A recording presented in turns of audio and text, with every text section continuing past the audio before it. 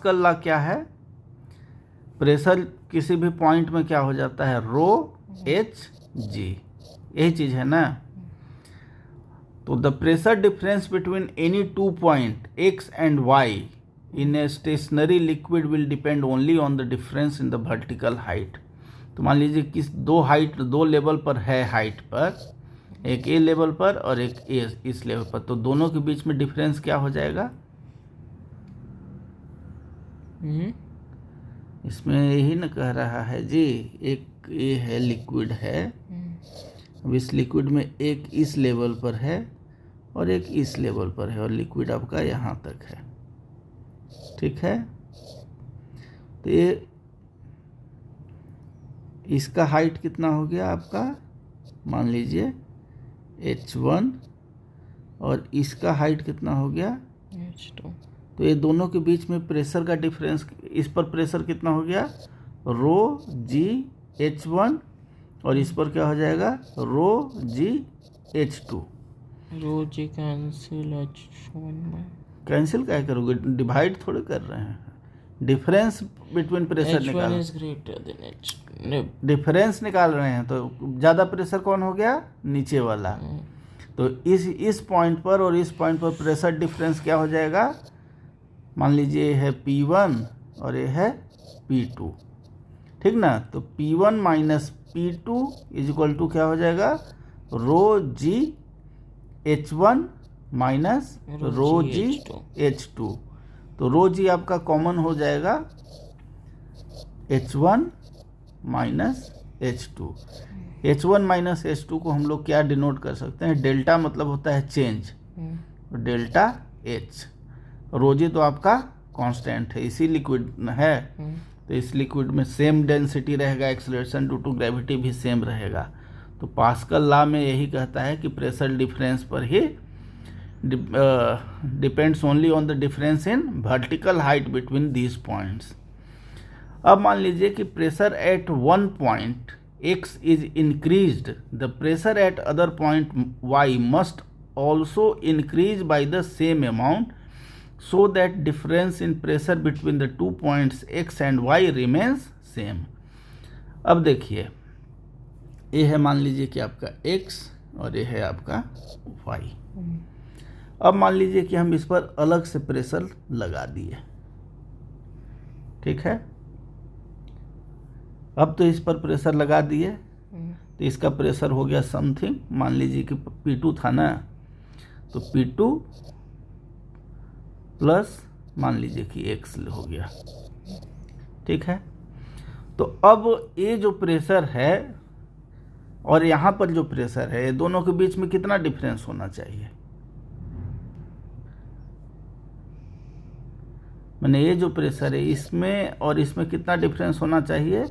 रो जी delta H। रो तो same है, जी same है, डिफरेंस पर ही न खाली वेरी करेगा। तो इतना जो प्रेशर आप इस पर लगाए तो उसी प्रेशर के हिसाब से यहाँ का भी प्रेशर चेंज करेगा। क्यों चेंज करेगा? सो दैट हाइट जब तक कांस्टेंट है तो चेंज इन हाइट के अनुसार से भी वेरी करेगा। नहीं समझे? यहाँ पर मान लीजिए आप एडिशनल कोई प्रेशर लगाए, तो इस प्रेशर को यहाँ पर भी कुछ इफेक्ट होना चाहिए, तभी ना दोनों के डिफरेंस पर यह है ना रो जी H1 माइनस H2, हाइट का डिफरेंस तो है ना भाई। तो ये अगर आप कोई अलग से एक्स्ट्रा प्रेशर लगाते हैं तो उसी हिसाब से यहाँ पर भी इसके प्रेशर में भी चेंज आएगा, सो दैट दोनों का डिफरेंस यानी इस प्रेशर का डिफरेंस और इस प्रेशर का डिफरेंस क्या हो जाएगा? हमेशा रो जी डेल्टा H आए। अरे आग में लाइट लग रहा था, हमेशा रो जी डेल्टा H आए। तो यहीं पर बोलता है पास्कल लॉ कि this is possible only if pressure exerted at a point x is equally transmitted to point y। मैंने एक जगह प्रेशर लगाए तो हर जगह जो है सो प्रेशर ट्रांसमिट होता है इक्वल, बिना कम हुए। तो वो क्या हो जाएगा आपका? Pascal law. तो पास्कल लॉ क्या बोला? Pascal's law states that in a confined liquid, that the pressure exerted in a confined liquid is transmitted equally and undiminished in all direction. Through out the liquid, यानी कि ये चारों तरफ liquid में फैल जाएगा और सेम रहेगा हमेशा, और साथ में इसमें क्या होगा, अनडिमिनिश्ड। अनडिमिनिश्ड मतलब जरा सा भी कम नहीं होगा, ठीक है, और लिक्विड के हर हिस्से में फैल जाएगा। एक बार फिर से याद करके बताओ, pressure exerted anywhere in A confined liquid, बोलो। A pressure exerted anywhere in a confined liquid is transmitted equally and equally and undiminished in all directions. Undiminished माने बिना कम हुए, डिमिनिश्ड माने कम होना, तो undiminished in all direction throughout the fluid, ये भी याद रखना है, ठीक है। तो this can be demonstrated by the following experiment. Experiment क्या है, एक ग्लास का फ्लास्क ले लीजिए, ये देखिए फ्लास्क है आपका ग्लास का, ठीक है ना। अब इसमें देखिए narrow tube coming out from it side and bottom, bottom से और साइड से जो है सो आपको बहुत सारा छोटा छोटा ट्यूब इसके साथ कनेक्टेड है, ठीक है, and is provided with an air tight piston at its mouth. ये जो है सो पिस्टन है। पिस्टन क्या होता है जानता है, पिस्टन इस तरह का होता है, इंजेक्शन देखा है ना, जानता है।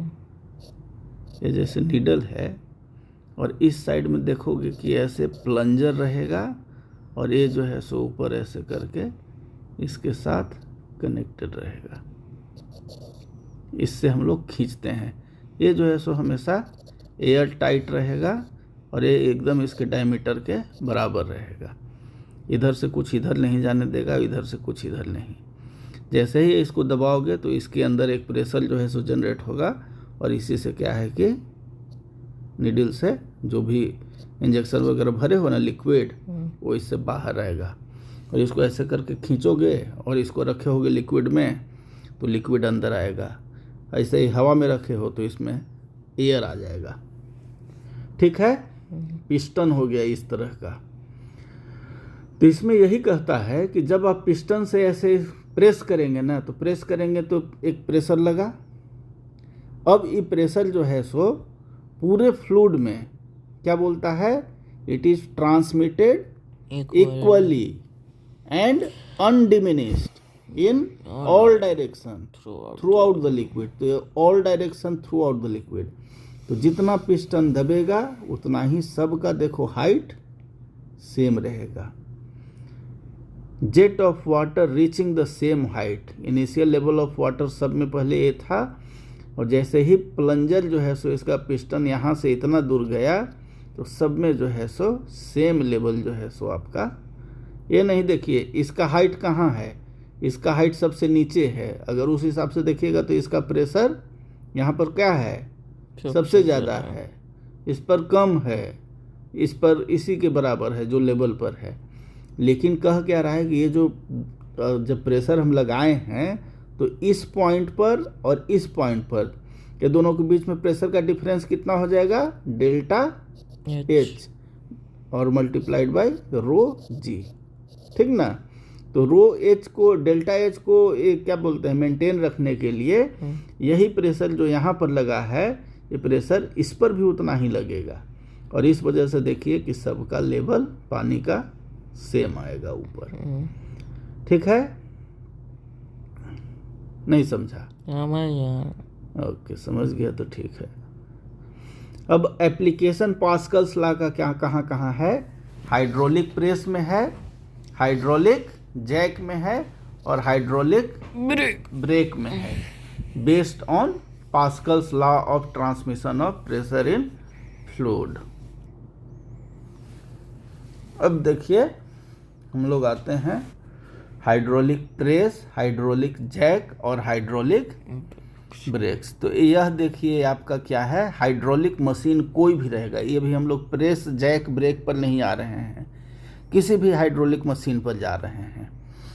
तो ये देखिए इसमें आपका एक फ्लूइड है, ठीक है, इसमें आपका एक फ्लूइड भरा हुआ है। एक प्रेशर, एक छोटा एरिया है, A1 is smaller than A2। अब फोर्स है F1, ठीक है। प्रेशर कितना लगा? F1 बाई A1, ठीक है ना। ये जो आप लगाए प्रेशर कितना लग गया? F1/A1। और पास्कल्स लॉ क्या बोलता है कि this pressure will be transmitted to all direction undiminished equally, ठीक ना। Equally transmitted equally in all direction undiminished throughout the fluid. तो ये प्रेशर कौन सा प्रेशर? F1/A1। ये ट्रांसमिट होके कहाँ पहुँचेगा? F1/A1। ये जो है सो आपका प्रेशर है। अब ये प्रेशर जो है सो अनडिमिनिश्ड कहाँ पहुँच जाएगा? यहाँ पर, ठीक है ना। तो यहाँ पर यही प्रेशर बराबर क्या हो जाएगा? F2/A2। तो P बराबर क्या हो गया आपका?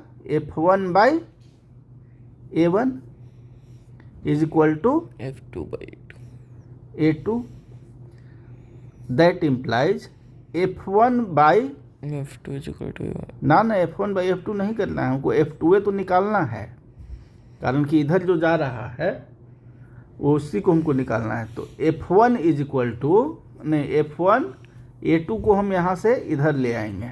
F1 into A2/A1 is equal to F2। तो ये जो F2 है, F2 बराबर क्या हो जाएगा? F1 into A2/A1। अब देखिए सारा खेल इसी का है, A2/A1 का ही। A2 देख रहे हैं यहाँ पर कितना है? अगर यहाँ मान लीजिए 2 है A1, तो ये जो है सो मान लीजिए कम से कम 10 है, ठीक है ना। तो अब देखिए इसमें ऐसे ही एग्जाम्पल के लिए ले लेते हैं। F2 is equal to F1 into 10/2 बराबर 5F1। यानी कि आप जितना फोर्स लगाते हैं यहाँ पर, जितना फोर्स आप यहाँ लगाते हैं उसका 5 गुना फोर्स निकल रहा है। किसकी वजह से निकल रहा है? पास्कल लॉ की वजह से, ठीक है ना। समझ गए? ये है आपका हाइड्रोलिक मशीन। देखिए इसी तरह से होता है। ये जो है सो आपका फोर्स हुआ, और यही सेम ये प्रेशर जो यहाँ जनरेट हुआ, ये प्रेशर जो है सो इक्वली और अनडिमिनिश्ड इधर से इधर आएगा, और ये दूसरा फोर्स आपको निकलेगा, ठीक है।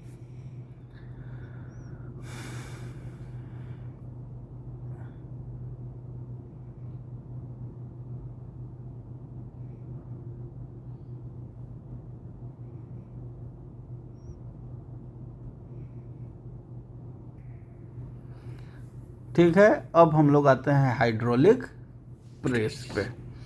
तो हाइड्रोलिक प्रेस का सिस्टम देख लीजिए।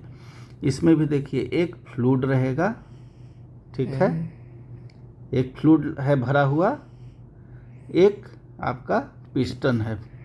तो यहाँ से फोर्स F1 निकला, ये एरिया आपका A1 है, ये एरिया जो है सो आपका A2 है, और यहाँ से ये जो फोर्स निकलेगा F2 है, ठीक है। और यहाँ पर कोई भी चीज़ है, मान लीजिए जो सामान है, प्रेस मतलब क्या होता है? दबाना, ठीक ना। अब मान लीजिए F2 बराबर क्या निकाले थे उसमें हम लोग हाइड्रोलिक मशीन में? F2 is equal to F1 into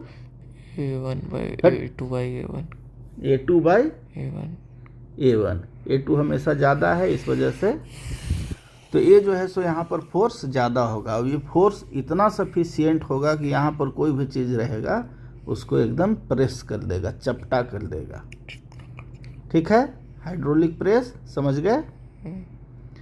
अब ये जो है सो आपकी बुक में इस तरह का दिया हुआ है ना, हाइड्रोलिक प्रेस। अब देखिए इसमें क्या है? एक आपका सिलेंडर है P, ये सिलेंडर है Q। हमेशा जब भी जाओ तो 1 बाई 1 जाओ, पूरा चीज़ मत देखो। Cylinder P, cylinder Q, piston A और यहाँ पर हो गया आपका पिस्टन जी। पिस्टन बी, ठीक है ना। ये देखिए यहाँ वॉल्व है, ये वॉल्व क्या है, इसको नीचे इसमें आने से रोकता है, और जब ऊपर चढ़ाना होगा तो ये वॉल्व खुलेगा, इसमें एटमॉस्फेरिक प्रेशर लग रहा है, एटमॉस्फेरिक प्रेशर की वजह से इसमें ऊपर चढ़ेगा, ठीक है। और जब इसमें हो गया काम भर तो ये जो है सो वॉल्व बंद हो जाएगा, कारण कि यहाँ से जब आप प्रेशर लगाएंगे ना, ये देखिए लीवर है, पाइवोट है, यहाँ से ऐसे जुड़ा हुआ है, जैसे हैंड पंप होता है ना उस तरह से। इसको आप नीचे दबाएंगे तो ये जो पिस्टन है नीचे दबेगा। अगर ये वॉल्व खुला रहेगा तो क्या हो जाएगा कि सारा पानी किस में जाएगा, इसमें। तो इसलिए वॉल्व क्या रहेगा, V1 क्लोज्ड रहेगा। ओपन कब होगा, जब इसमें हमको भरना है। जब ये ऊपर ऐसे खींचेंगे ना तो इसमें से पानी एटमॉस्फेरिक प्रेशर की वजह से इधर प्रेशर इधर जा रहा है, और ये प्रेशर ट्रांसमिट होकर किधर ले जाएगा, इधर। तो जब ये नीचे जाएगा तो वॉल्व क्लोज, जब ये ऊपर जाएगा तो वॉल्व ओपन हो जाएगा, ठीक है। ओपन वॉल्व जैसे ही ओपन हुआ इसमें से पानी इसमें। अब यहाँ वाला पानी देखिए सीधे जो है सो जैसे ही प्रेस किए तो ये पानी प्रेशर के साथ कहाँ गया, इस डायरेक्शन में सिलेंडर क्यू में चला गया। तो यहाँ पर जैसे क्या है आपका, जो भी आप फोर्स लगाए F1 A1, ये है आपका A2, ठीक है, और यहाँ से जो फोर्स निकला वो F2। तो F2 बराबर क्या हो जाएगा, F1 into A2 by A1, ठीक है। इसमें कुछ है नहीं, सिर्फ इतना सारा ट्रैक बना दिया है। जैसे ही इसको दबाए तो एक फोर्स F1 लगा, ये यहाँ से प्रेशर एरिया A1 है, प्रेशर बना। पास्कल ला बोला कि भैया कि ये प्रेशर जो है ट्रांसमिट होगा इक्वली एंड अनडिमिनिश्ड, बिना कम हुए, ऑल डायरेक्शन में। तो अनडिमिनिश्ड ऑल डायरेक्शन में आया, ठीक है, थ्रू आउट द लिक्विड, और वो प्रेशर यहाँ पर आ गया। और यहाँ पे प्रेशर आएगा तो प्रेशर बराबर क्या हो जाएगा, F2 बाई A2। यहाँ पर ये प्रेशर जमाएगा तो दोनों प्रेशर तो सेम ही है ना, तो F1 by A1 is equal to F2 by A2, तो F2 is equal to F1 into A2 by A1। A2 ज़्यादा है, इस वजह से जो है सो F2 काफ़ी ज़्यादा निकलेगा। अब देखो इसमें सिस्टम यही है, दबाए, पानी जो है सो इधर गया, ठीक है ना, और ये पानी ऊपर प्रेस हो गया। अब ये जो है सो वापस जब ये नीचे आएगा तो ये वॉल्व क्या हो जाएगा, बंद हो जाएगा। ये कहाँ से आ जाएगा, रिलीज वॉल्व से ये आपका वाटर सप्लाई टैंक जो रिजर्वायर होता है ना, इसमें आ जाएगा, ठीक है। और इसमें से फिर पानी कहाँ जाएगा, इसमें। ये ऐसे खींचेंगे ना, ये जब आप ऐसे इधर खींचेंगे तो पानी जो है सो यहाँ से खट से इसमें आ जाएगा, ठीक है। और फिर यही पानी जो है सो इसमें जाएगा। काम खत्म हो गया तो इस वॉल्व के थ्रू इतना ये पूरा साइकिल तैयार हुआ। और ये जो है सो बॉल ऑफ कॉटन है, इसको क्या करके प्रेस करके चपटा कर देगा। तो ये हो गया हाइड्रोलिक प्रेस, बहुत खतरनाक मशीन होता है। अब आते हैं हाइड्रोलिक जैक, इसका भी वही प्रिंसिपल है।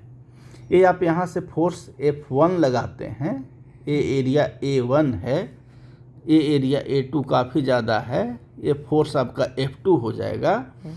तो हमारा F2 इज इक्वल टू क्या हो जाएगा, F1 into A2 by A1।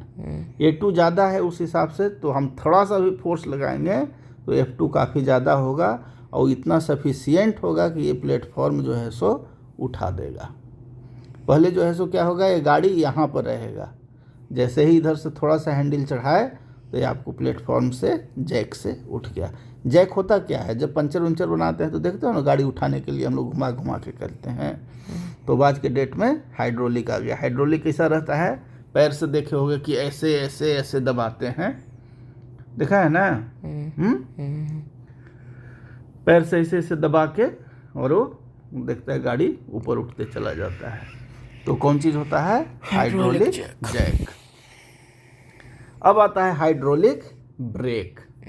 Hydraulic brake में भी देखिए सिस्टम वही है। एक देखिए मास्टर सिलेंडर है, ठीक है, पिस्टन A, तो ई हो गया आपका एरिया A1, ये फोर्स जो है सो लगा F1। ये लिक्विड है, इसमें ब्रेक फ्लूइड जिसको बोलेंगे। ये लिक्विड जो है सो वापस यहाँ तक आया, पास्कल लॉ बोल दिया। पास्कल लॉ क्या बोला कि pressure is transmitted equally and undiminished in all direction throughout the fluid. तो ये जो है सो ऑल डायरेक्शन में जाएगा, इधर भी आएगा, इधर भी लगा, इधर भी लगा, ठीक है। तो ये हो गया आपका F2, ये भी जो है सो बराबर होगा F2, और एरिया इसका हो गया A2, ये भी एरिया A2, ठीक है ना। तो ये फोर्स जो लगेगा तो ये होता है ब्रेक शू बोलते हैं इसको, ठीक ना। तो ये ब्रेक शू क्या हो जाएगा कि ये टायर का जो है सो रिम है, जैसे साइकिल का रिम तुम्हारा है ना, वैसे ही उसका रिम है। तो ये इसको प्रेस करेगा किधर, इधर। ये जैसे निकलेगा तो किधर फोर्स लगेगा, इधर ना है, ये इधर निकलेगा, ये इसको जो है सो दबाएगा, और जब रिम को दबाएगा तो क्या हो जाएगा, ब्रेक लग जाएगा, ठीक है ना। ब्रेक में कैसे लगाता है, तुम हाथ से ब्रेक कैसे लगाता है, नीचे वाला ब्रेक पेडल जो है सो ब्रेक शू जिसको बोल सकते हो, वो गाड़ी में ऐसे सटता है, कस के जाता है और टायर रुक जाता है। सिमिलरली यहाँ पर ये यहाँ से आप हल्का सा पैडल लगाए, प्रेशर जनरेट हुआ, और ये फोर्स जो है सो इतना सफिशिएंट होता है कि ब्रेक शू को एकदम प्रेस करता है किसमें, रिम ऑफ द व्हील में, और व्हील जो है सो रुक जाता है। इसलिए क्या हो गया, हाइड्रोलिक ब्रेक। अब इसमें भी कई तरह का होता है। डिस्क ब्रेक एक होता है, जैसे मोटरसाइकिल में देखते हो कि डिस्क रहता है ऐसे। ये देखिए व्हील का रिम है, ठीक है ना। व्हीकल में चक्का है, चक्का में एक डिस्क लगा हुआ रहता है। चक्का में क्या लगा हुआ रहता है, डिस्क। अब ये देखिए पैडल से आप अप्लाई किए, ये सिलेंडर है, ये आपका F1 लग रहा है, एरिया जो है सो A1 हो गया। अभी यहाँ पर आया और इसके अंदर जो है एरिया देखिए A2 हो गया, और फोर्स जो लगेगा F2 लगेगा, ठीक है। तो ये जो क्या करेगा, ये फोर्स क्या करेगा, इसको इस व्हीकल के डिस्क से एकदम कस के चिपकेगा, और कस के चिपक के क्या हो जाएगा, रुक जाएगा, ब्रेक लग जाएगा, ब्रेक लग जाएगा, गाड़ी रुक जाएगा। ये हो गया डिस्क टाइप। अब होता है ड्रम टाइप। ड्रम टाइप में भी वैसा ही हो गया। ये हो गया आपका A1, फोर्स लग रहा है F1, और ये आया यहाँ पर, ये देखिए एरिया है इसका A2, ठीक ना। और यहाँ पर फोर्स निकलेगा F2, और ये डायग्राम में आपको लग रहा है कि एरिया A1 ज़्यादा है, रियल में देखिएगा ना तो ये वाला एरिया ज़्यादा रहेगा हमेशा, ठीक है। और ये जो है सो जो फोर्स लगेगा, ये जो आपका ड्रम है, ये कस के चिपकेगा किससे, इसके रिम से, ठीक ना। और ये जो है सो क्या हो जाएगा, गाड़ी रुक जाएगा, ठीक ना। समझ गए। तो हाइड्रोलिक ब्रेक समझ गए, हाइड्रोलिक जैक समझ गए, और हाइड्रोलिक प्रेस समझ गए। डायग्राम बना लोगे, कुछ करना ही नहीं है। जैक है बस खाली जो है सो आपको 2 पिस्टन बना देना है, चढ़ा देना है। प्रेस का भी देख लीजिए, कुछ नहीं है, ऐसे पिस्टन इधर सिलेंडर बनाए, इधर सिलेंडर बनाए, ऐसे इधर कनेक्ट कर दिए। कंटिन्यूअस फ्लो वाटर का बनाना है कि यहाँ से आया इधर, यहाँ से आया इधर करके। तो डायग्राम बनाने का प्रैक्टिस कर लेना है, ठीक है।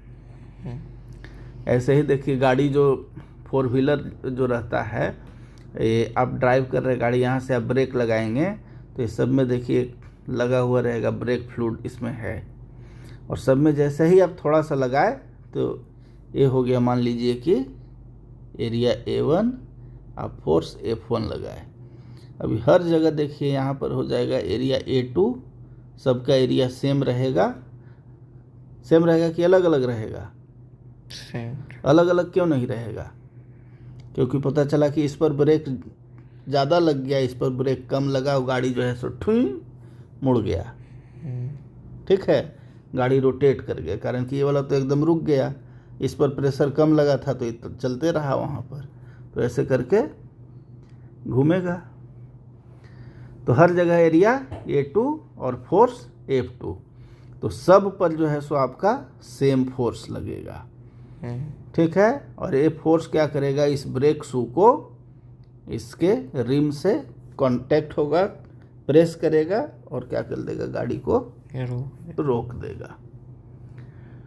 सिमिलरली ये जो है सो आपके बुक में शायद यही वाला डायग्राम दिया हुआ है। तो यही हो गया A1, तो इसका area A1, force F1, area हो गया A2 और इधर फोर्स F2, इधर फोर्स F2। इसको दबाएगा, ये जो है सो रिम को दबाएगा और दबाने के बाद ब्रेक जो है सो व्हील जो है सो रुक जाएगा। ठीक है, ये हो गया आपका ड्रम टाइप। अब जितना भी जो हाइड्रोलिक मशीन है ना, उसमें ध्यान देने बात क्या है, effort is less than load. Load किसको बोलेंगे और इफोर्ट किसको बोलेंगे, यहाँ से समझिए ज़्यादा बेहतर होगा। ये हमारा हो गया इफोर्ट, मतलब जो फोर्स आप लगा रहे हैं, और ये जो हो गया आपका क्या हो गया, लोड, जो काम हो रहा है। तो इफोर्ट हमेशा किससे, लोड से कम होगा, यानी F1 is always less than F2। तो अब इसको कह सकते हैं effort is less than load, तो लोड को हम ले लेते हैं F2 और इफोर्ट को हम लोग ले लेते हैं F1। कोई दिक्कत? While the distance moved by the effort, यानी F1 से जो while the distance moved by the effort is more than the distance moved by the load. Distance moved by the effort is more than the distance moved by the load. Distance इसमें effort से ये जो distance ये कर रहा है वो load से ज़्यादा है, इसको समझिए। ये जो है जितना दबाएगा ये वाला डिस्टेंस जो है सो ज़्यादा होगा ये डिस्टेंस से, कारण कि इसको तो प्रेशर जनरेट होगा तो जाएगा ना। ये देखिए, ये जो है सो यहाँ पे था, ये दबाया तो आया इतना, और ये जो है सो यहाँ से इतना ही आया। फोर्स ज़्यादा लेके आ रहा है, लेकिन डिस्टेंस जो है सो कौन, इफोर्ट वाला ज़्यादा है। क्या कह रहा है, distance moved by the effort is more then the distance moved by load. जहाँ पर लोड है वो डिस्टेंस कम ट्रेवल कर रहा है, लेकिन फोर्स ठीक है। Such that product of effort and distance moved by the effort is equal to the product of load and distance moved by load.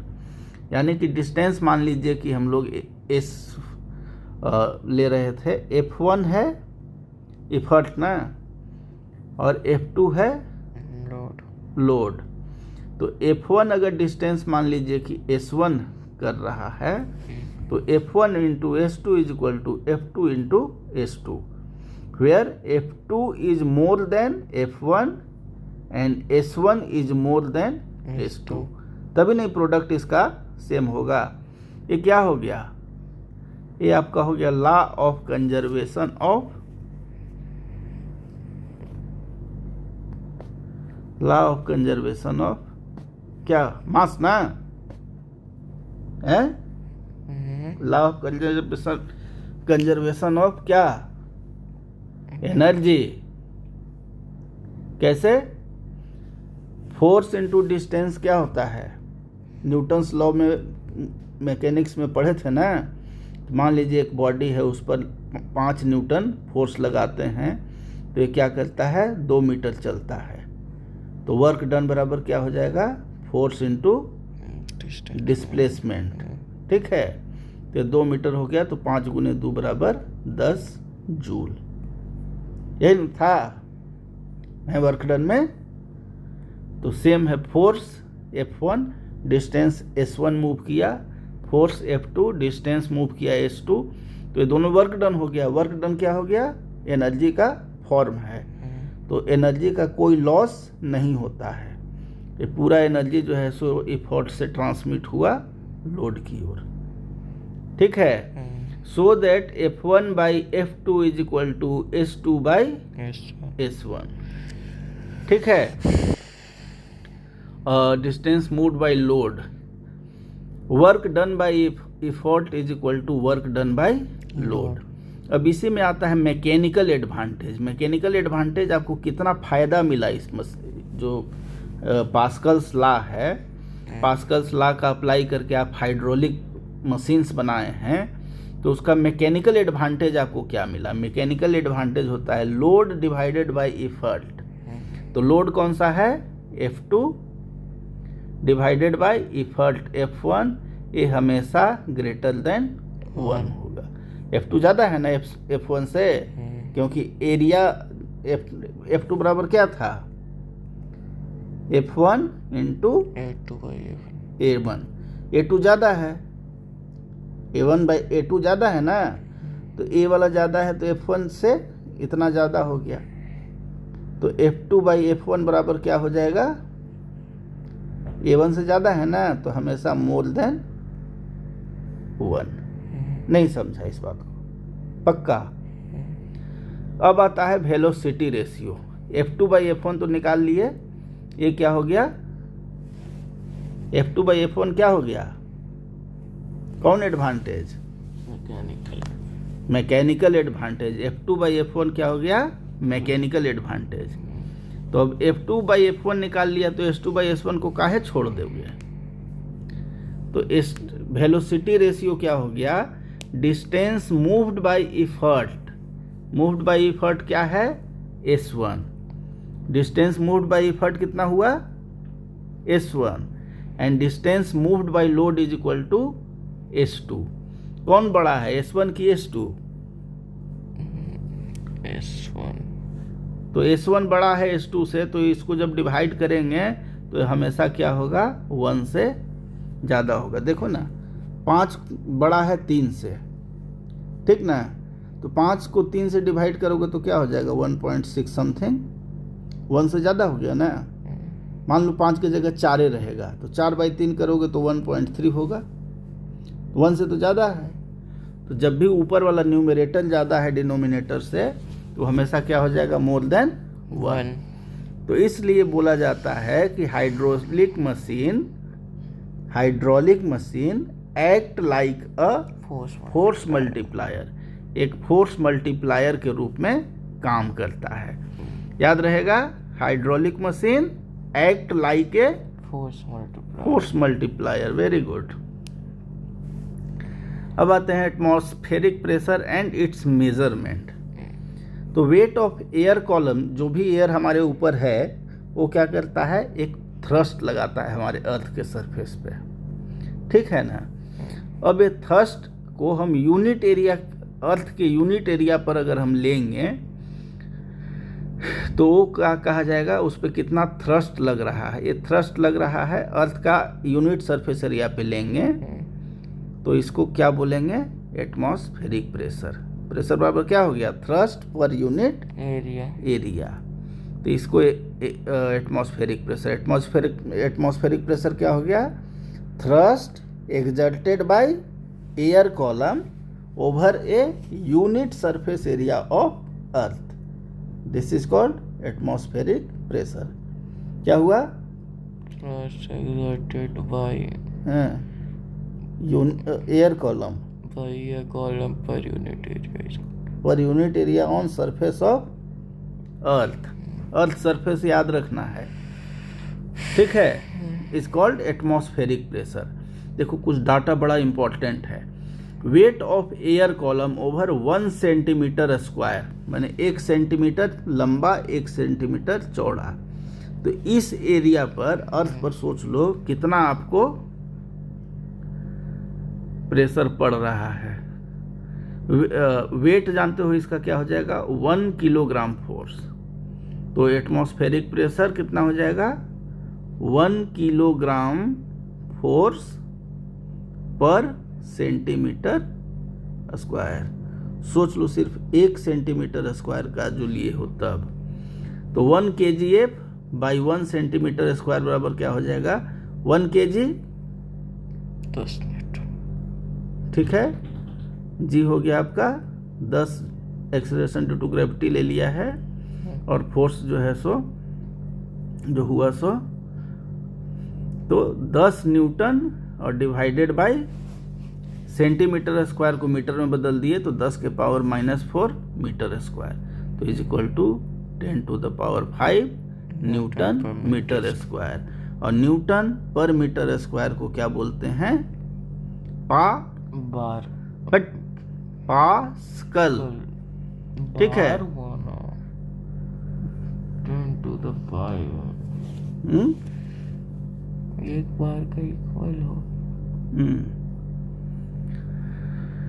ठीक है, तो this implies that a thrust of about 1 lakh newton act on every 1 metre square. 1 metre square का है, 1 metre इधर 1 metre इधर, तो इस area पर कितना फोर्स लग रहा है?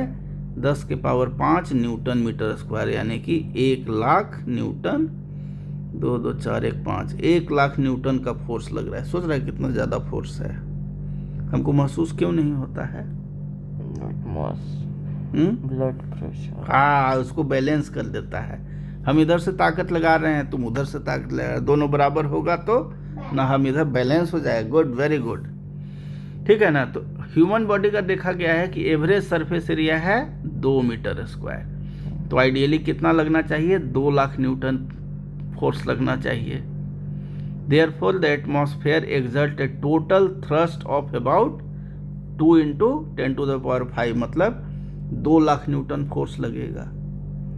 लेकिन हमको जैसे मान लो कि ऐसे कोई प्रेस कर रहा है, तुमको तो पता चल रहा है ना कि कोई दबा रहा है, तो 2 लाख न्यूटन हमारे शरीर पे पड़ा हुआ है, हमको पता नहीं चलता है। क्यों?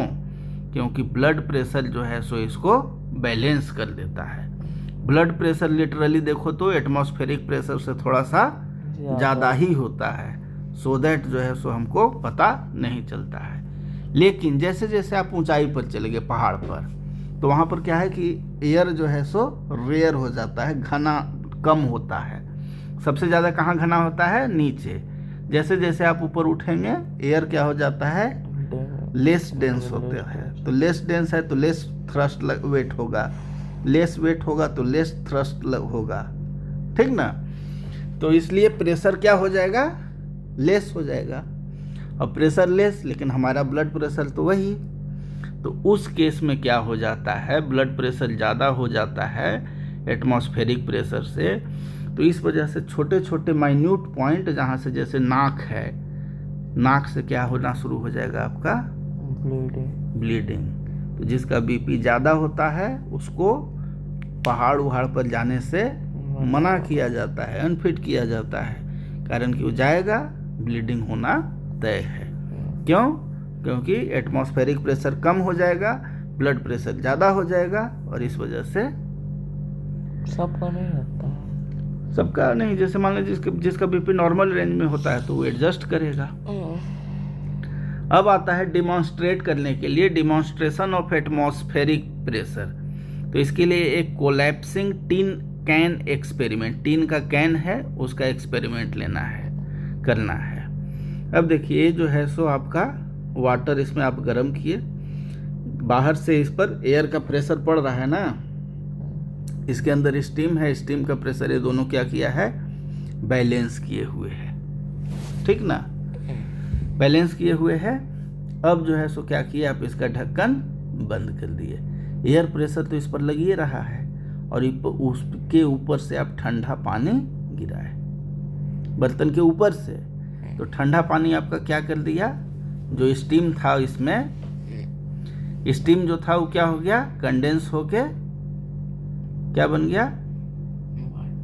वाटर। तो अब इसमें स्टीम प्रेशर क्या हो गया? कम हो गया। तो स्टीम प्रेशर कम, एयर प्रेशर ज़्यादा, तो ये भैया क्या हो गए? कोलैप्स कर गए। तो कोलैप्सिंग टिन कैन एक्सपेरिमेंट। तो पहले देखिए जब स्टीम निकला था ना, तो स्टीम प्रेशर और एयर प्रेशर दोनों इक्वल था, तो ये अपने शेप में था। जैसे ही ठंडा पानी डाले तो इसके अंदर का जो स्टीम था कंडेंस करके लिक्विड में बना, प्रेशर कम हो गया, एयर प्रेशर तो उतना ही था, और वो इसको क्या कर दिया? कैन को कोलैप्स करवा दिया। अब देखिए common consequences of atmospheric pressure, filling of ink into a fountain pen. इसके पहले देख लीजिए, sucking a drink with a straw. ये स्ट्रॉ है, इससे आप सक करते हैं। कैसे सक करते हैं? ये देखिए एटमॉस नहीं, वो ऐसे खींच रहे हो ना तुम, तो खींचने से वैसे नहीं आएगा। होता क्या है कि ये प्रेशर देखो लग रहा है इस पे, ठीक है। अब ये प्रेशर जो है सो आपको ट्रांसमिट हो रहा है, और ट्रांसमिट होके कहाँ जा रहा है? इसी प्रेशर की वजह से आपको मुंह में जा रहा है। अगर एटमॉस्फेरिक प्रेशर ना हो तो ये प्रेशर यहाँ दबाने के लिए कोई नहीं होगा और ये इधर नहीं जाएगा। नहीं चूसेंगे तो मुंह में चल जाएगा। हैं? ये प्रेशरवा है तभी ना दबा खींच रहा है अंदर। ये प्रेशर दबा के और ये जो है सो आपको इधर ये कर रहा है। Filling a syringe with liquid. अब ये लिक्विड है, इस केस में भी यही हो रहा है। प्रेशर इधर से आया और ये प्रेशर जो है सो आप जब पिस्टन ऊपर खींचेंगे, सक्शन क्रिएट करेंगे, तो ये कहाँ जाएगा? यहाँ से इसमें चला जाएगा।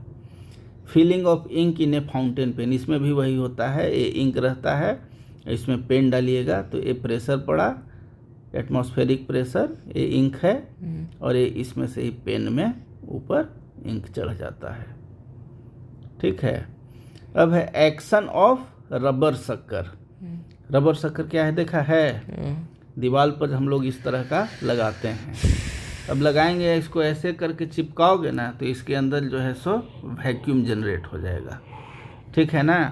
अब देखिए वैक्यूम जनरेट हो गया, इसके अंदर तो कोई प्रेशर नहीं है जो इसको बैलेंस करेगा। इसके ऊपर खाली क्या लग रहा है? एक ही साइड से फोर्स लग रहा है। अभी फोर्स जो है सो क्या करेगा? इसको इससे चिपका देगा। इसमें आप कपड़ा लगाइए या कुछ भी वेट लगाइए, जब तक ये इस एटमॉस्फेरिक प्रेशर से कम है ये यहाँ से हिलेगा भी नहीं। लेकिन अगर मान लीजिए आप इसमें कोई ऐसा वेट लगा देते हैं जो इससे काफ़ी ज़्यादा हो जाता है, जो इसके इफेक्ट को अथी कर दे, तब ये जो है सो उखड़ जाएगा। या हल्का सा भी एक मान लीजिए कुछ छेद उद करके यहाँ से हल्का आप एयर दे दीजिए, ठीक है ना। तो जैसे ही एयर दे दीजिए तो ये जो है सो क्या हो जाएगा? कोलैप्स कर जाएगा। ठीक ना। तो ये आपका हो गया रबर शक्कर का एक इफेक्ट है। किसकी वजह से चिपका हुआ रहता है? एटमॉस्फेरिक प्रेशर की वजह से। अब आ गया आपका एक्शन ऑफ सिफोन सिस्टम आगे वाले में, और taking out oil from a sealed oil can. ये देखिए है साइफोन सिस्टम कैसे काम करता है। एटमॉस्फेरिक, ये ऊपर के लेवल पर है, ये नीचे लेवल पर है, तो ऊपर वाले लेवल से नीचे वाले लेवल पर ये आ जाएगा, तो इसी को बोलते हैं साइफोन सिस्टम। एटमॉस्फेरिक प्रेशर इस पे दबाया, ये प्रेशर आपको इधर ट्रांसमिट हुआ और ये एक पैसेज मिला, तो इस पैसेज के थ्रू जो है सो लिक्विड कहाँ आ गया? इसमें आ जाएगा। ठीक है। और इसमें आ जाएगा तो इसमें भी एटमॉस्फेरिक प्रेशर। ये कब तक काम होते रहेगा? जब तक ये और ये दोनों के ऊपर जो है सो प्रेशर इक्वल नहीं हो जाए, तब तक जो है सो ये इसमें से इसमें आते रहेगा। ठीक है।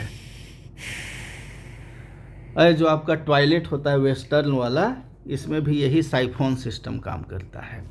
इसमें सिस्टम में क्या है? ये देखिए फ्लोट है जो आपको यहाँ से ऊपर आता है तो ये ब्लॉक कर देता है कि अब इससे ज़्यादा पानी नहीं गिरेगा। इसी से ट्यूब से आता है, वो सारा नीचे पानी रहता है, नीचे उसी तरह का सक्शन जमा रहता है जो इस मुंह को बंद रखता है कि जब तक आप ये फ्लश वाला बटन नहीं दबाएंगे तब तक ये वाला जो है सो नहीं खुलेगा फ्लैपर, और पानी इसमें भरा रहता है। जैसे ही फ्लश हैंडल आप दबाए तो ये जो फ्लैपर है खुल जाएगा, और ये पानी जो इसमें है ये आपको इसके थ्रू आ गया। अब पानी इसके थ्रू कहाँ आ गया? इस वाले सीट, इसमें जो गड्ढा है इसमें। अब इसमें आपको क्या आ रहा है? कौन pressure? Atmospheric pressure. Atmospheric pressure क्या करेगा? इसको यहाँ से फ्लूइड को दबाएगा, और ये साइफोन सिस्टम से क्या है, साथ में टॉयलेट वगैरह सब कुछ जो है सो इसको प्रेस करके कहाँ ले जाएगा? ये देखो इस तरह का कर्व रहता है। ठीक ना। तो इसमें एटमॉस्फेरिक प्रेशर की वजह से क्या हो जाएगा कि ये इधर आ जाएगा। जैसे ही इस लेवल के ऊपर लिक्विड जो जाएगा ना, एटमॉस्फेरिक प्रेशर एक्ट करेगा और साइफोन सिस्टम से साथ में टॉयलेट वगैरह जितना जो है उसके थ्रू उसको लेके ड्रेन में ले जाएगा। देखिए इसका कहाँ कहाँ एप्लीकेशन होता है। ये हो गया साइफोन सिस्टम। अब ऐसे ही देखिए टीन है, क्या था उसमें एग्जाम्पल में, taking out oil from a sealed oil can. तो ये ऑयल कैन अगर भरा हुआ है और इसमें से हम एक छेद किए और यहाँ से निकाल रहे हैं तो नहीं निकलेगा। क्यों नहीं निकलेगा कि ये फ्लूइड जो प्रेशर है चारों तरफ से अप्लाई किए हुए है, ठीक है ना।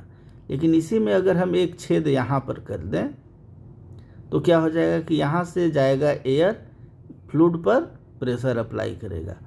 अब वो वाला जो प्रेशर है कहाँ से निकलेगा, इधर से निकलेगा, ठीक है। ये भी आपका एटमॉस्फेरिक प्रेशर की वजह से ही। बड़ा बड़ा ड्रम जो रहता है ना जिसमें ऑयल वगैरह आता है, तो उस केस में यही होता है कि एक साइड में आपको और छेद करना पड़ेगा तभी। वही एग्जांपल के लिए देखिए, बोतल में जब पूरा फुल पानी भरते हैं और भर मुंह जब आप गिराते हैं ना तो नहीं गिरता है, लेकिन जैसे ही इस मुंह को थोड़ा सा कम करेंगे क्या हो गया कि एयर इसमें अंदर गया और इधर से जो है सो पानी आसानी से गिरते चला जाएगा, ठीक है। जब भी बोतल में देखिएगा कि पानी गिरेगा तो पहले भुक आएगा, फिर अंदर एयर जाएगा, तभी फिर अगला पानी का थी आएगा। कभी भी बोतल ऐसे भी गिरा के देखना, ठीक ना। जब तक एयर अंदर नहीं जाएगा, प्रेशर नहीं लगाएगा, प्रेशर से ठेलेगा और ये जो है सो आपका वाटर बाहर आएगा, ठीक है ना। तो अब क्वेश्चन आता है कि एटमॉस्फेरिक प्रेशर को हम मेजर कैसे करते हैं। तो एक इंस्ट्रूमेंट है बैरोमीटर, जिससे हम लोग मेजर करते हैं। बैरोमीटर बेसिकली 3 टाइप का है, सिंपल, फोर्टीन और एनेरॉइड। सिंपल बैरोमीटर जो है सो 1 मीटर के ग्लास ट्यूब का रहता है। 1 मीटर का आपका ग्लास ट्यूब रहेगा, ये जो है सो आपका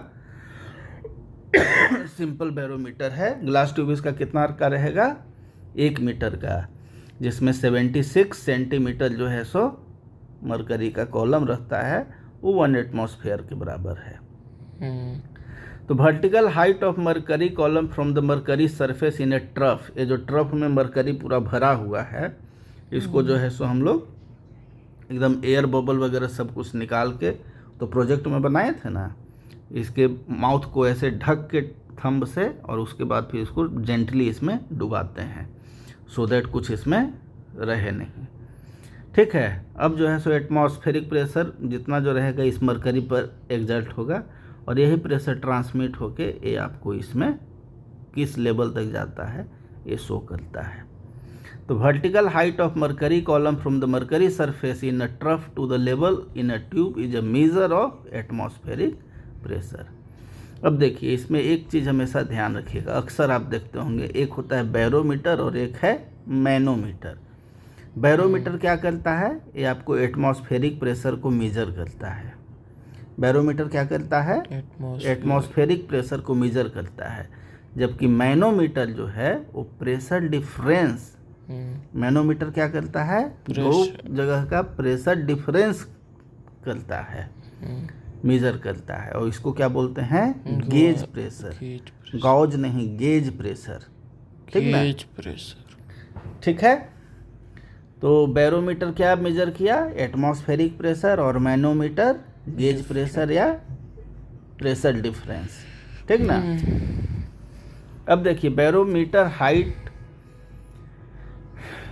eight normal temperature and pressure, हमेशा ध्यान लीजिएगा, टेम्परेचर है, प्रेशर है और वॉल्यूम है, ये 3 चीज़। तो normal temperature and pressure, temperature pressure normal पर क्या हो जाएगा 76 cm या 760 mm ऑफ मरकरी जो है सो इसका सी लेवल पे हुआ 1 एटमॉस्फेयर। तो अब देखिए क्या क्या फैक्टर्स है जो बैरोमीटर के हाइट को, बैरोमीटर का हाइट ही आपको बताता है कि कितना है एटमॉस्फेरिक प्रेशर। तो क्या क्या है फैक्टर जो इसको डिपेंड करता है, तो एक कब करता है, it changes only when atmospheric pressure at that place change. अगर एटमॉस्फेरिक प्रेशर वहाँ का चेंज होगा ना, तब ही जो है सो खाली इसका बैरोमीटर का हाइट चेंज होगा। ठीक है ना। Barometric height remains the same even when, हमेशा इसका हाइट जो है ना सेम ही रहेगा। यदि ट्यूब का शेप आप चेंज भी कर लीजिएगा ना तब भी, क्योंकि वो प्रेशर क्या है, जितना इधर लगा इस पे देखिए एटमॉस्फेरिक प्रेशर लगा, ये प्रेशर ट्रांसमिट हुआ और ये जो है सो इसमें आपको एक हाइट तक गया। तो अब इसका शेप भी आप चेंज किए, हाइट सेम रहेगा। ठीक है। Length of the tube submerged inside mercury in the trough is change. अगर ये मान लीजिए यहाँ तक रखे हैं या फिर आप यहाँ तक लेते आइए, इससे कोई फर्क नहीं पड़ता है, क्योंकि ये जो एटमॉस्फेरिक प्रेशर इस पे पड़ा ये अपने आप मरकरी को उस लेवल तक उठाता है। किस लेवल तक? सो दैट दोनों प्रेशर इक्वल हो जाए। और साथ में ट्यूब को अगर आप टिल्ट भी कर दीजिएगा, झुका भी दीजिएगा, तो देखिए हाइट जो है सो हमेशा सेम रहेगा। वो ये बहुत इम्पॉर्टेंट है कि बैरोमेट्रिक हाइट हमेशा सेम रहेगा। यदि आप ट्यूब का शेप चेंज कीजिए या लेंथ चेंज कीजिए जो ट्रफ में अंदर डूबा हुआ है, या ट्यूब को टिल्ट ही क्यों ना कर दीजिए। ठीक है। और दूसरा कंडीशन है फॉल्टी बैरोमीटर। अगर मान लीजिए बैरोमीटर फॉल्टी है तब क्या होगा? तो व्हेन ए गैस और लिक्विड, ये जो ट्यूब है ना इसमें गैस या लिक्विड अंदर घुस गया तो it will exert pressure on the mercury column. अब इसके अंदर गैस लिक्विड कुछ भी गया तो ये प्रेशर आपको इधर से अति करेगा, एटमॉस्फेरिक प्रेशर इधर से, तो ये जो है सो क्या हो गया, ये जो जितना लेवल तक उठना चाहिए था उतना लेवल तक नहीं उठेगा, उससे कम ही रहेगा। तो क्या हो जाएगा? व्हेन गैस और liquid enter the tube it will exert pressure on the mercury column and barometer height will be less. 76 centimetre के जगह पर ये जो है सो आपका मान लीजिए 74 सेंटीमीटर हो गया। तो आप तो कहिएगा कि atmospheric pressure 74 mm of mercury है, तो 74 mm नहीं है, ये आपका बैरोमीटर ही फॉल्टी है। ठीक है। तब अब आते हैं हम लोग advantage of using mercury as a barometric liquid. Mercury को हम लोग बैरोमेट्रिक लिक्विड लेते हैं, क्यों? इसका कोई फ़ायदा है?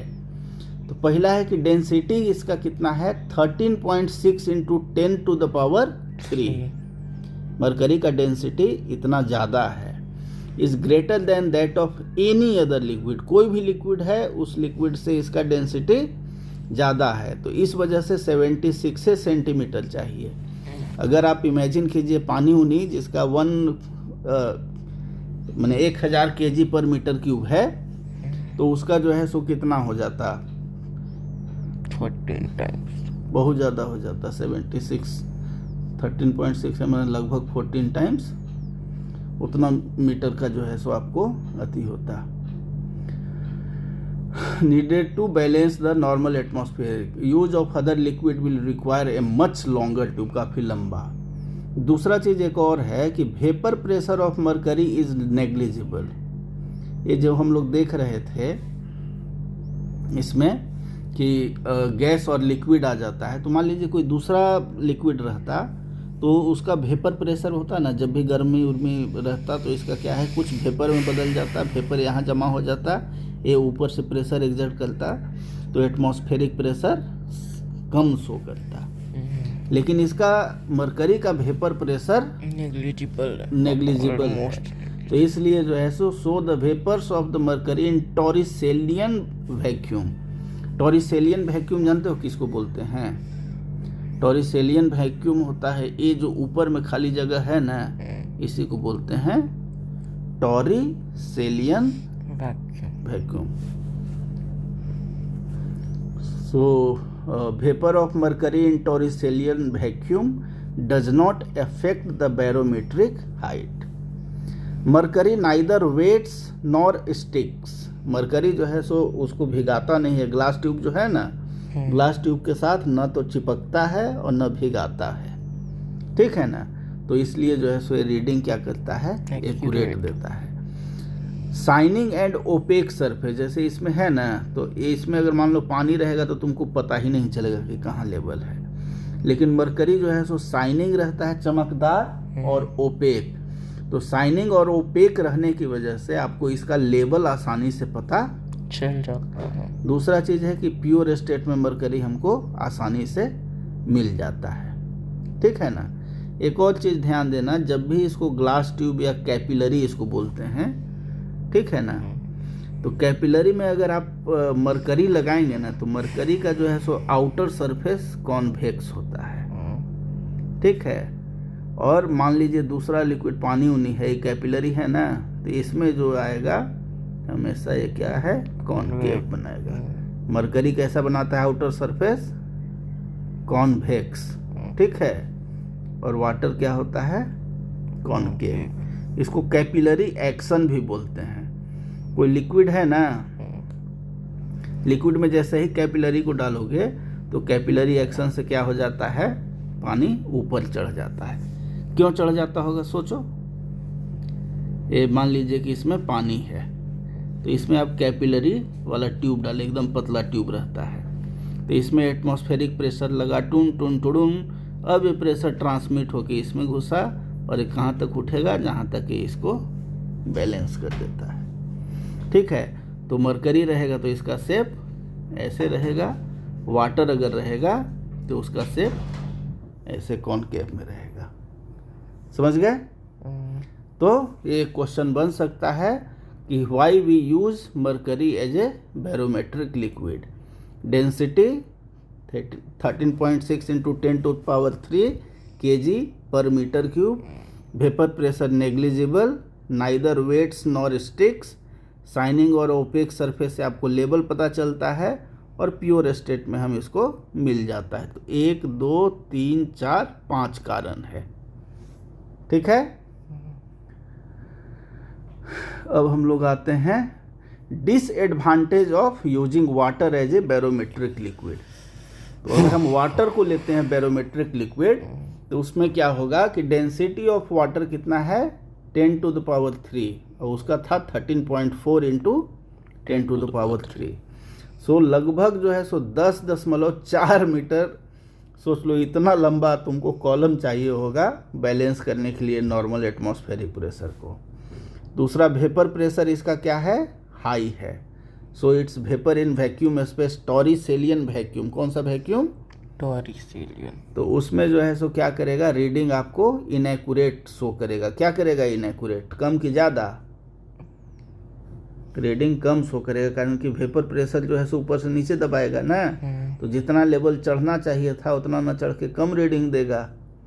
साथ में देखिए वो था नंबर करे कि न तो गीला करता है न चिपकता है, तो पानी दोनों करता है, स्टिक भी करता है और भिगाता भी है। So reading will be inaccurate. साथ में वाटर ट्रांसपेरेंट है तो इसका रीडिंग आप आसानी से नहीं ले पाएंगे। अब देखिए सिंपल बैरोमीटर का कुछ डिमेरिट्स भी है। डिमेरिट्स क्या है, अब ग्लास ट्यूब है सर, ग्लास ट्यूब टूट सकता है, ठीक है ना। अब ट्रफ में जो मरकरी आप लिए हुए हैं ये जो है सो आपको इजीली कंटामिनेट हो जाएगा। प्योर रहेगा तभी ना आपको प्योर रीडिंग देगा, और वो खुला ही रखना है तभी ना उस पर एटमॉस्फेरिक प्रेशर लगेगा, ठीक है। तो ओपन सरफेस जो है सो, तो इसलिए मरकरी कंटामिनेट हो सकता है। तो पहला हो गया डिमेरिट, ग्लास ट्यूब टूट सकता है। दूसरा हो गया कि ट्रफ में जो मरकरी रखा हुआ है वो आसानी से कंटामिनेट हो सकता है और इनकन्वीनियंट, एक जगह से दूसरे जगह ले जाना बहुत मुश्किल है। और तीसरा और सबसे मोस्ट इम्पॉर्टेंट चौथा जो हुआ कि इसके साथ आप कोई स्केल नहीं फिट कर सकते हैं on the glass tube, since with changes in atmospheric pressure the height of mercury column will change. तो ये जो इसमें था, इसमें तो एटमॉस्फेरिक प्रेशर चेंज हुआ तो ये वाला तो हम लेवल चेंज हुआ, हम इसको मेजर कर सकते हैं। लेकिन ये वाला मरकरिया का चेंजर ये जैसे शुरू में यहाँ था, ये घट के यहाँ पर आया, इसको तो आप नहीं मेजर किए, ठीक है ना।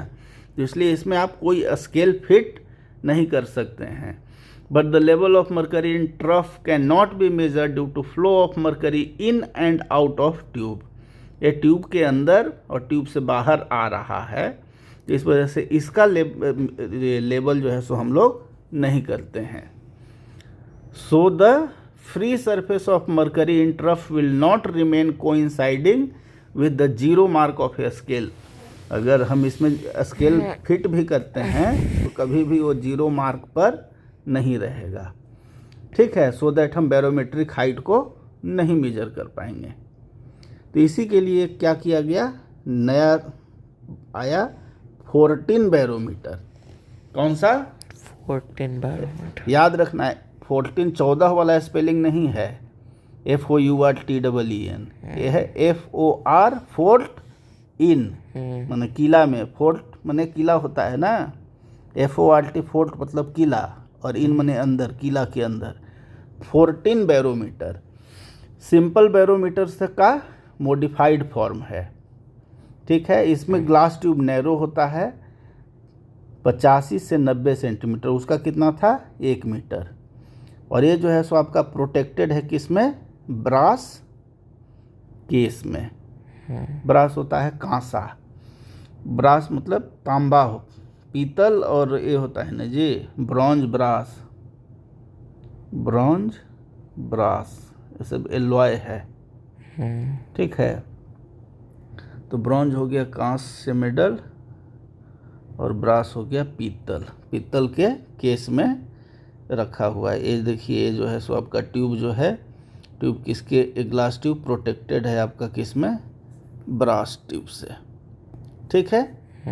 ये केस में screw S at the bottom, यहाँ पे देखिए स्क्रू एस है बॉटम में, जो आपको कैन रेज और lower leather cap, leather cup, ये देखिए ये है आपका लेदर कप, ये क्या है, लेदर कप। इसमें क्या है आपका मरकरी है, ठीक है। और मरकरी के पास यहाँ पर अपर लेवल पे क्या रहेगा, आइवरी पॉइंटर, क्या रहेगा, आइवरी पॉइंटर, जो मरकरी को इसमें लेदर कप में, उसमें ट्रफ था ना, इसमें सीधे क्या है, लेदर कप है।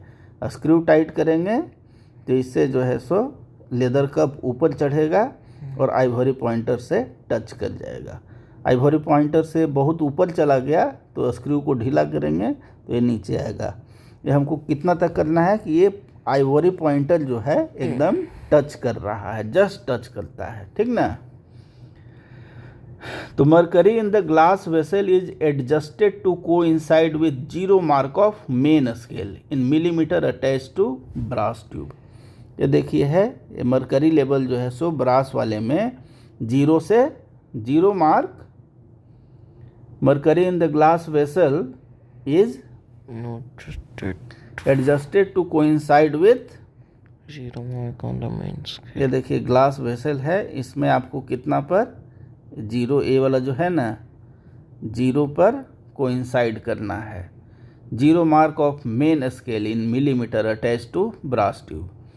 The zero mark of the fixed scale is at the tip of an ivory pointer. ये जो आइवरी पॉइंटर है और ये है, ये दोनों किस लेवल पर रहेगा, जीरो लेवल पे। इसी को पता करने के लिए यहाँ पे पॉइंटर लगाया गया है।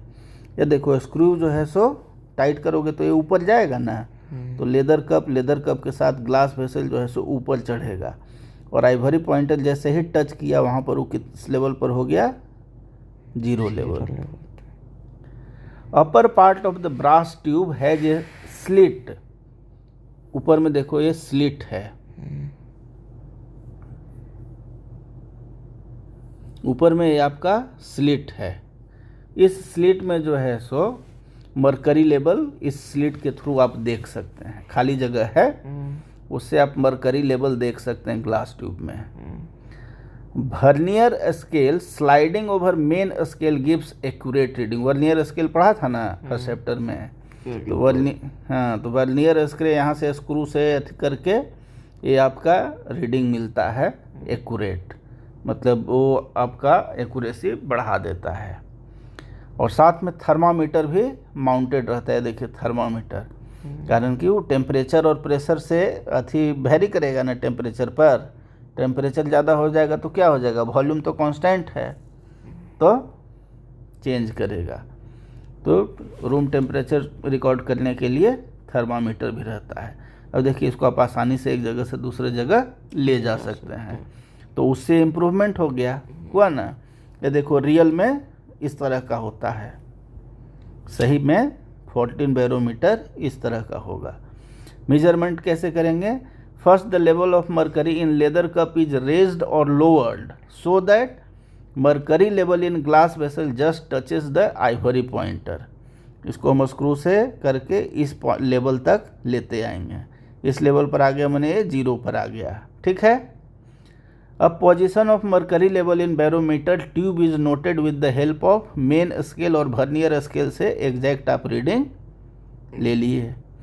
सम ऑफ मेन स्केल रीडिंग, क्या क्या? मेन स्केल में जो रीडिंग होगा और वर्नियर स्केल का रीडिंग होगा उसको ऐड कर दीजिए, वो आपको क्या दे देगा? Barometer height. Barometer height and that will be the atmospheric pressure.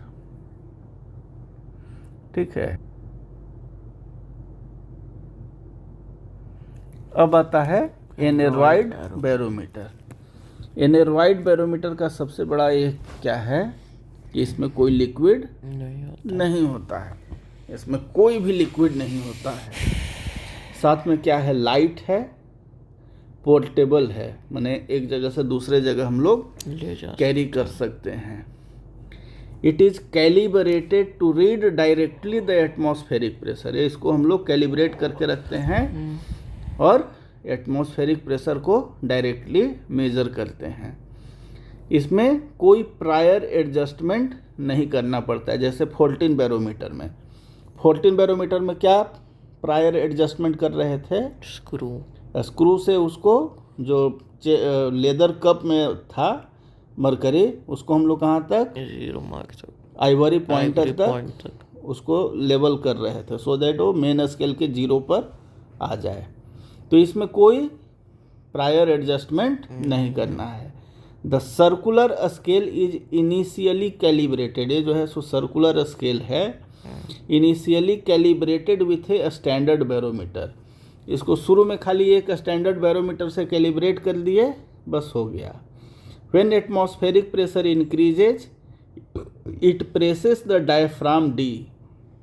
ये देखिए बॉक्स है, बॉक्स के ऊपर ये आपका डायफ्राम है, ठीक है ना।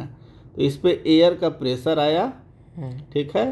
ये डायफ्राम दबा, डायफ्राम दबा तो इसमें इस तरह का ये है, और ये जब मूव करेगा तो ये जो है सो आपका चक्कर घूमेगा। चक्कर घूमेगा तो इसके साथ पॉइंटर फिक्स है, और पॉइंटर फिक्स करके आपको रीडिंग दिया। इसी को आप पहले ही आप कैलिब्रेट कर लेते हैं, किससे? स्टैंडर्ड बैरोमीटर से, ठीक है ना। इतना प्रेशर दिए तो इतना पर गया, मैंने नोन है कि हम 76 mm अथी का दिए प्रेशर, तो उस समय कांटा जहाँ पर गया वहाँ पर हम क्या कर दिए? 76 मार्क कर दिए, ठीक है। तो इस पर एटमॉस्फेरिक प्रेशर पड़ा, ये दबा डायफ्राम, तो इस तरह का जो इसमें अथी है ये रोटेट करेगा, और ये जो रोटेट करेगा, जैसे जितना दबा ना, ये जितना दबा तो ये नीचे जाएगा, तो नीचे जाएगा तो ये व्हील जो है सो ऐसे घूमेगा, तो ये जो है सो इसके साथ इस डायरेक्शन में घूमेगा, ठीक है। और अगर मान लीजिए एटमॉस्फेरिक प्रेशर कम हुआ तो क्या हो गया कि ये जो है सो आपका ऊपर उठेगा, तो इस डायरेक्शन में इसका जो चक्का है घूमेगा, इस चक्का में घूमेगा, तो ये जो पॉइंटर है आपका किस डायरेक्शन में जाएगा? समझे कितना आसान है। एटमॉस्फेरिक प्रेशर गया तो ये क्या है? ट्यूब नीचे धंसा, तो इसके अंदर ये जो व्हील लगा हुआ है ये तो फिक्स है, तो ये इसका डायरेक्शन किधर मूवमेंट हो जाएगा? इस साइड की ये, ठीक है ना। अगर एटमॉस्फेरिक प्रेशर कम हुआ तो ये जो है ऊपर उठेगा, रॉड ऊपर उठा तो ये वाला तो इसका फिक्स है, एक इधर से रोटेट करेगा एंटी क्लॉकवाइज, और रीडिंग जो है सो आपका लोअर साइड में आएगा, ठीक है। समझ गए इसका एनेरॉइड बैरोमीटर का। सिमिलरली यही इसमें है आपका कि प्रेशर इस पे आया, ये वाला देख रहे हो ना, अथी वाला दबाने वाला टाइप का रहता है, दबा तो क्या हो जाएगा? ये आपका ऊपर उठा, और एटमॉस्फेरिक प्रेशर कम हुआ तो ये जो है सो ऊपर उठेगा, तो ये जो सुई है किधर जाएगा? नीचे जाएगा। ये दबा ज़्यादा हुआ तो ये जो है सो सुई को इधर ले जाएगा। और इसको आप कैलिब्रेट कर लिए हैं स्टैंडर्ड बैरोमीटर से, तो ये जो है सो आपका एनेरॉइड बैरोमीटर एकदम आसान हो गया, ठीक ना। तो बैरोमीटर का यूज क्या हो गया, to measure atmospheric pressure at a place. साथ में वेदर फोरकास्टिंग, वेदर फोरकास्टिंग कैसे करते हैं कि किस हिसाब से चेंज हो रहा है। साथ में as an altimeter to measure height, जैसे देख लीजिए ये आपका अल्टीमीटर, हाँ। तो देखिए एटमॉस्फेरिक प्रेशर जो है सो है ना, तो उस हिसाब से इसका बढ़ता है। अब एटमॉस्फेरिक जैसे जैसे ऊपर हम लोग जाते हैं तो एटमॉस्फेरिक प्रेशर क्या होता है, कम होते जाता है। तो एटमॉस्फेरिक प्रेशर कम होते जाएगा तो क्या हो जाएगा, ये वाला जो है सो एटमॉस्फेरिक प्रेशर कम होते जाएगा ऊपर। तो ये मशीन जो है सो कंप्यूटराइज्ड रहता है, वो इस तरह से कैलिब्रेट रहता है कि इतना कम हुआ एटमॉस्फेरिक प्रेशर, यहाँ से यहाँ पर आया तो कितना हाइट हुआ होगा, कारण कि वो एटमॉस्फेरिक प्रेशर ऊपर जाने पर कम हो रहा है ना। तो जैसे जैसे हम ऊपर जाएंगे एटमॉस्फेरिक प्रेशर कम हो जाएगा, और उस हिसाब से वो जो है सो हाइट कंप्यूटर निकाल लेता है, ठीक है ना। वेदर फोरकास्टिंग भी हम लोग इससे करते हैं। Variation of atmospheric pressure with altitude, weather forecasting कैसे करते हैं, मान लीजिए प्रेशर अचानक तेज हो गया, बढ़ गया, तो हाई प्रेशर हो गया तो क्या हो सकता है, तूफान उफान आएगा, लो प्रेशर में तूफान आता है। चलिए, variation of atmospheric pressure with altitude बहुत इंपॉर्टेंट है। एक होता है लीनियर डिक्रीज और एक होता है non linear decrease. Linear decrease means ऊपर से जो है सो जैसे जैसे घट रहा है वो भी वैसे ही घट रहा है, और एक होता है non linear. The atmospheric pressure decreases with altitude due mainly to following two factors, दो कारण के। Decrease in height of air column, जैसे मान लीजिए ऊपर से यहाँ से नीचे तक सी लेवल तक एयर कॉलम इतना है, जैसे जैसे ऊपर जाएंगे तो एयर कॉलम तो जो है सो हमारा कम होते जाएगा ना। और साथ में डेंसिटी, एयर का डेंसिटी, नीचे तो एयर का डेंसिटी काफ़ी ज़्यादा है, ऊपर धीरे धीरे क्या है एयर कम घना होते जा रहा है, तो डेंसिटी भी घट गया।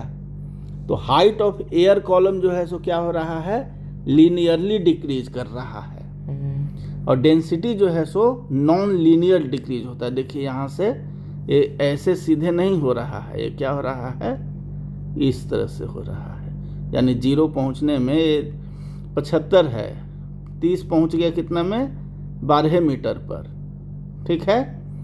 15 हो गया, 18, 2, 20 के आसपास। लेकिन इसको 0 पहुँचने में, ये 0 है ना, 0 पहुँचने में बहुत हाइट है, ऐसे जाता है पर वहाँ पर 0 पहुँचेगा, तो ये क्या हो गया आपका नॉन लीनियर, और ये ऐसे क्या रहता, लीनियर। तो क्यों ऐसा होता है, तो इसके लिए बोलता है कि एटमॉस्फेयर जो है सो आपको कंसीडर किया जाता है पैरेलल एयर लेयर का। एटमॉस्फेयर में ढेर सारा एयर का लेयर इस तरह से है, ठीक है ना। क्या है, एटमॉस्फेयर बहुत सारे पैरेलल एयर लेयर से बना हुआ है। Since lower air get compressed, नीचे वाला जो एयर लेयर है एयर का, ये इससे दब जाता है ड्यू टू वेट और thrust of upper layer. Upper layer का जो थ्रस्ट है, वेट है, उससे नीचे वाला कंप्रेस हो गया। कंप्रेस हो जाने की वजह से डेंसिटी जो है सो इसका बढ़ गया। क्या होता है, मास बाय वॉल्यूम। कंप्रेस हो गया तो वॉल्यूम क्या हो गया, कम हो गया। वॉल्यूम कम हो गया तो डेंसिटी क्या होगा, बढ़ गया, है ना, इन्वर्स प्रोपोर्शनल है। तो decrease in density with altitude is non linear. शुरू में क्या है कि it is rapid at lower altitude, नीचे से जैसे ऊपर जाते हैं तो ये क्या है, बहुत तेज़ी से घटता है। देखिए 75 से घटने में इसको ज़्यादा टाइम नहीं लगा, 75 से 5 गुना कम होने में, 15 25 75 होता है ना, 5 गुना कम हो गया कितना देर में, ये मान के चलिए 20-22 के आसपास, 21 किलोमीटर पर ही। लेकिन इसका आने में फिर देखो ये बहुत और ऊपर जाना पड़ेगा। तो ये क्या है, शुरू में बहुत तेज़ी से घटता है और हायर एल्टीट्यूड पर, माने हायर ऊंचाई पर, ये देखिए ऊंचाई है ना, हायर ऊंचाई पर ये धीरे धीरे घटता है, ठीक ना। तो इसलिए इसको क्या बोलेंगे, नॉन लीनियर डिक्रीज। तो ये हो जाएगा। क्वेश्चन आपसे पूछा जा सकता है कि how does atmospheric pressure very with altitude. तो आंसर होगा इट डिक्रीजेज विथ एल्टीट्यूड। उसमें आपको देना होगा कि दिस डिक्रीज जो है दो फैक्टर से होता है, एक तो एयर कॉलम का हाइट जो आपका लीनियर डिक्रीज हो रहा है, ठीक है, और दूसरा है डेंसिटी ऑफ एयर जो आपका नॉन लीनियर डिक्रीज है। शुरू में काफ़ी तेज़ी से घटता है, उसके बाद बहुत धीरे धीरे घटता है। ऐसा क्यों? तो डेंसिटी ऑफ एयर को जो नॉन लीनियर है इसको समझने के लिए क्या किया गया कि माना गया कि एटमॉस्फेयर जो है so parallel layer of air है। तो नीचे वाला जो है ये ऊपर वाले से वेट से थ्रस्ट से कंप्रेस हो जाता है, डेंसिटी इसका बहुत ज़्यादा रहता है। जैसे जैसे ऊपर आते हैं आप, ये डेंसिटी बहुत तेज़ी से घटता है, लेकिन हायर एल्टीट्यूड पे क्या होता है, बहुत स्लोली ये करता है। तो ये चीज़ याद रहेगा, ये बहुत इंपॉर्टेंट क्वेश्चन है, लीनियर डिक्रीज और non linear decrease. Linear decrease क्या हो गया, air column, height of air column, और नॉन लीनियर क्या हो जाएगा, डेंसिटी ऑफ एयर। तो अब देखिए consequences of low atmospheric pressure at higher altitude. एक तो जो है सो वहाँ पर हवा कम है तो ब्रीथिंग में आपको प्रॉब्लम होगा, नाक में ब्लीडिंग, ये पहले बता चुके हैं। ब्लड प्रेशर उसको एक इक्विलिब्रियम में रखता है। ब्लड प्रेशर ऊपर में एटमॉस्फेरिक प्रेशर कम हो गया तो ब्लड प्रेशर ज़्यादा हो गया और उस वजह से नोज ब्लीडिंग हो सकता है। इसलिए हाई ब्लड प्रेशर को हिल स्टेशन वगैरह में या हायर एल्टीट्यूड माउंटेनियरिंग के लिए नहीं जाना चाहिए। साथ में leaking of fountain pen, atmospheric pressure की वजह से फाउंटेन पेन में फीलिंग होता था, इंक भराता था, और ऊपर जैसे जैसे गए एटमॉस्फेरिक प्रेशर कम होते गया। अब कम होते गया तो फाउंटेन पेन के अंदर प्रेशर ज़्यादा, बाहर प्रेशर कम, तो यहाँ से इंक लीक करना शुरू कर देगा, ठीक है। तो atmospheric pressure is affected by change in temperature and amount of water vapour in air. तो एटमॉस्फेरिक प्रेशर और किस पे वेरी करता है, टेम्परेचर में चेंज और वाटर वेपर उस एरिया में, वो वहाँ के एयर में कितना है, किस कौन कौन पे, टेम्परेचर और वाटर वेपर। तो अब देखिए डेंसिटी ऑफ एयर डिक्रीज करता है, कब कब डिक्रीज करता है, विथ इंक्रीज इन टेम्परेचर। क्यों, टेम्परेचर बढ़ेगा तो क्या हो जाएगा, वॉल्यूम बढ़ेगा, वॉल्यूम बढ़ेगा तो डेंसिटी बढ़ेगा, नहीं घटेगा, यस घटेगा, क्योंकि इन्वर्सली प्रोपोर्शनल है। तो डेंसिटी ऑफ एयर आपका टेम्परेचर बढ़ने से घट जाएगा, with increase in amount of moisture in it, ठीक है। देखो मॉइस्चर अगर इसमें एयर में इंटर करेगा, एयर में मॉइस्चर जब आएगा तो भारी होगा ना, यानी मास बढ़ेगा। डेंसिटी क्या होता है, मास बाय वॉल्यूम, तो मास बढ़ेगा तो डेंसिटी बढ़ना चाहिए, वॉल्यूम है। तो वही देखिए यहाँ पर है, डेंसिटी ऑफ एयर क्या होता है, डिक्रीज कर रहा है with increase in amount of moisture. हमको लगा खैर ऐसा कैसे हो जाएगा, है मॉइस्चर जाएगा तो भारी होना चाहिए, भारी होगा तो डेंसिटी बढ़ेगा, नहीं। When the amount of moisture in the air increases, moisture जब बढ़ेगा तो amount of oxygen and nitrogen पर unit volume of air decrease हो जाएगा। क्या करेगा, मॉइस्चर जो है सो इसको ऑक्सीजन और नाइट्रोजन को टिडिंग टिडिंग डिस्प्लेस कर देगा, ठीक है ना। और डिस्प्लेस कर देने की वजह से मास of air per unit volume decrease कर जाएगा, ठीक है ना। एयर का मास पर यूनिट वॉल्यूम डिक्रीज कर जाएगा और इस वजह से डेंसिटी ऑफ एयर डिक्रीज। तो जब भी मॉइस्चर आए तो पहला दिमाग में यही आया कि मॉइस्चर तो भारी हो जाएगा, पानी ड्रॉप लिक्विड, एयर गैस से तो भारी ना होगा, तो मास बढ़ा देगा तो डेंसिटी ये हो जाना चाहिए। लेकिन जब भी ये होता है तो इसको ऑक्सीजन और नाइट्रोजन को डिस्प्लेस कर देगा, तो उसमें जो है सो per unit volume in the air decreases, so mass of air per unit volume क्या हो जाएगा, डिक्रीज हो जाएगा, और उस वजह से डेंसिटी डिक्रीज कर जाएगा। और as density of air decreases atmospheric pressure will also decrease. Density decrease means atmospheric pressure also decrease. ठीक है, तो ये जो है सो आपको किस पर डिपेंड करता है, temperature and amount of water vapour. तो जैसे ही टेम्परेचर बढ़ा तो density decrease, atmospheric pressure decrease. Moisture बढ़ा, density decrease, atmospheric pressure decrease. अब देखिए उसमें हम लोग लिखे थे बैरोमीटर का यूज में वेदर फोरकास्टिंग कैसे करते हैं। If barometric height suddenly fall, अचानक बैरोमेट्रिक हाइट जो है सो फॉल किया, यानी एटमॉस्फेरिक प्रेशर क्या हो गया, बढ़ गया, नहीं हो गया, कम हो गया। गुड, वेरी गुड, गजब, तो हल्का मचा दिया यार तुम तो बैरोमेट्रिक हाइट जब नीचे आया इट मीन्स एटमॉस्फेरिक प्रेशर कम हुआ, तो मान के चलिए कि स्टॉर्म, तूफान आएगा, साइक्लोन आएगा।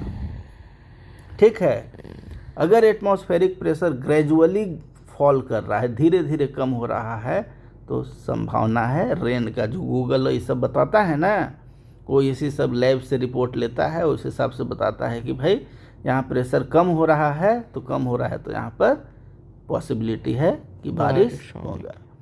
ग्रेजुअल इंक्रीज अगर हो रहा है तो इससे पता चलेगा कि ड्राई वेदर होगा। ठीक है ना, गर्मी धूप रहेगा। और सडन राइज, अचानक तेज जो हुआ एटमॉस्फेरिक प्रेशर, तो इससे पता चल रहा है एक्सट्रीमली ड्राई वेदर, एकदम सूखा, अकाल पड़ेगा। ठीक ना, और कोई एब्रप्ट चेंज नहीं हुआ तो वेदर विल रिमेन अनचेंज्ड। ठीक है, तो बैरोमीटर से क्या हो गया, हाइट नीचे गया तो तूफान, धीरे धीरे नीचे गया बारिश, ऊपर गया ड्राई वेदर, और अचानक ऊपर गया तो एक्सट्रीमली ड्राई, और कोई एब्रप्ट चेंज नहीं हो रहा है तो वेदर भी नो चेंज होगा। अब अल्टीमीटर जो हम लोग बोल रहे थे कि जैसे जैसे हाइट बढ़ेगा तो प्रेशर डिक्रीज करता है, तो इस तरह का जो एयरक्राफ्ट वगैरह रहता है ना, उसमें सब इक्विपमेंट लगा हुआ रहता है इसी बैरोमीटर का। देखो एयर प्रेशर जब इस पे कम होगा तो इससे क्या हो जाएगा कि ये जो कांटा घूमेगा ना, इसी को जो है सो ये लोग कैलिब्रेट करके रखता है। Altimeters are important navigation instruments for aircraft और स्पेस क्राफ्ट पायलट। जितना जो स्पेस क्राफ्ट एयरक्राफ्ट रहेगा ना, उसमें अल्टीमीटर लगा रहता है, इस मॉनिटर में कोई होगा। ठीक है, to monitor their height above earth surface. Sky divers और माउंटेनियर्स जो है ना, वो भी अल्टीमीटर यूज़ करते हैं पिन पॉइंट करने के लिए कितना location, to pinpoint their location in the sky और ऑन द ग्राउंड, कितना हाइट पे हैं। The most common type of altimeters are aneroid barometer. तो एक क्वेश्चन आ सकता है, which is the most common type of altimeters. Aneroid, android नहीं। ठीक है, तो as aneroid barometer measures atmospheric pressure with increase in altitude, atmospheric pressure will decrease। जैसे जैसे ऊपर जाएंगे एटमॉस्फेरिक प्रेशर क्या होगा, डिक्रीज करेगा।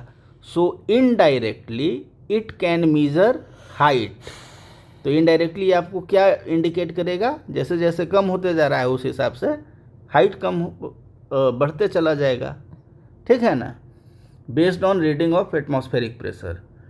Its scale is calibrated in terms of height of ascent, with height increasing towards left because the atmospheric pressure decreases with increase in height above sea level. वो जो ये वाला था ना, इस वाले में नहीं था, जो यहाँ से प्रेशर बढ़ा तो प्रेशर बढ़ा तो ये इधर जाएगा, और प्रेशर घटा तो ये जो है सो इधर जाएगा। तो यही में है calibrated in terms of height of ascent with height increasing towards left because the atmospheric pressure decreases with increase in height above sea level. ठीक है, अब जो है सो आर्किमिडीज प्रिंसिपल हम लोग नेक्स्ट क्लास में देखेंगे. तो अल्टीमीटर ये सब आपका हो गया कंप्लीट. ओके.